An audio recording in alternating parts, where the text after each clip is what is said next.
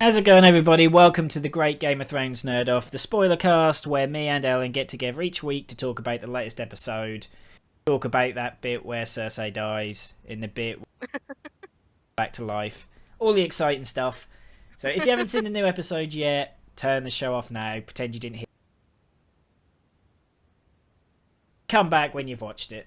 You've been warned. Okay. So joined as always by Ellen. Hi, Ellen. Hey, everybody. So, you want to get started? Yep, let's go. So this week we started off with John, and he's very much alive. Still alive. It started, he got reunited with Sansa, finally, and Sansa admitted, "I've been a bitch to you, and I've treated you like shit. By the way, do what I tell you, okay?" Yeah. That's all I took away from that. Like, even though I've treated you. It was very much that kind of conversation where they sit down. She's like, "I've been really mean to you, but you must listen to me now." Do what I say. Yeah. And so, go on. I really like that exchange. It was nice to see two of the Stark children together. Finally. For many years, because it's been at least since season 1. Most of them haven't seen each other since season 1, have they? Yeah, they haven't. And it's been about, I would say, around about like 5 years. Let's say it's gone past since all this happened, so it's been a really long time. It's crazy. Like when I was googling the thumbnail last week for Arya's face, like there's pictures of her from season 1, and just because obviously she's like growing up as a teenager and that.